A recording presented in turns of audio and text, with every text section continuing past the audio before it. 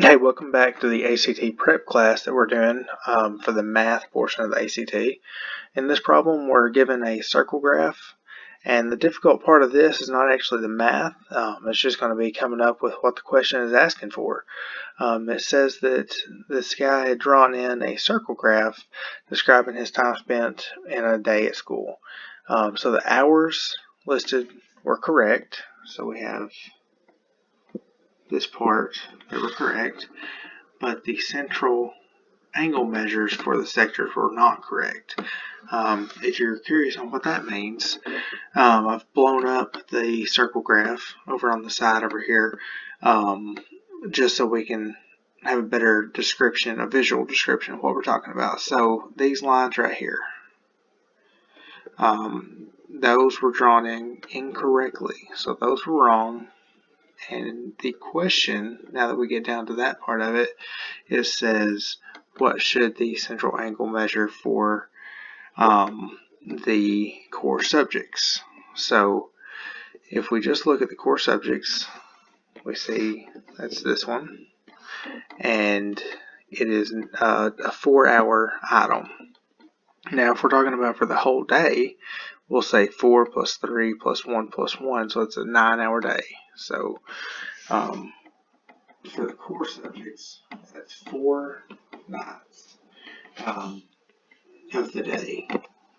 You can plug that in the calculator, 0.44, that's repeating, or you can say 44.4%.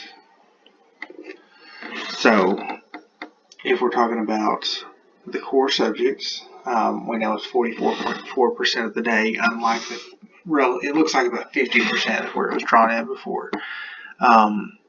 So you can say, what is 44.4% of the entire circle? And when you're talking about the angle measures, so you know the inside of a circle is 360 degrees. That's just a fact that you need to know for triangles, squares, and everything. You can do the n minus 2. We'll go ahead and write this for your other problems you may come across, times 180 degrees, where n is the number of sides. So if you have a square, it has 4 sides. 4 minus 2 is 2, times 180, you have 360 degrees in a square.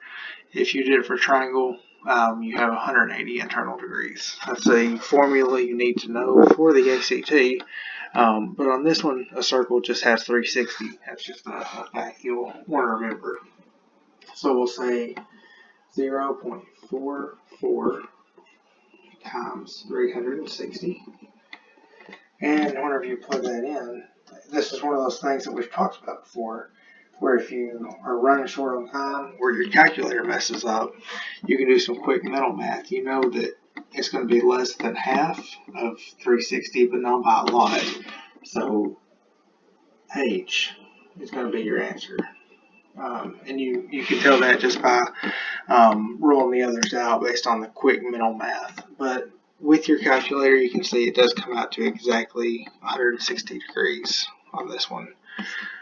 Alright, so that was how to solve this problem. If you have any questions, go ahead and leave them in the comment section below. And always click like and subscribe.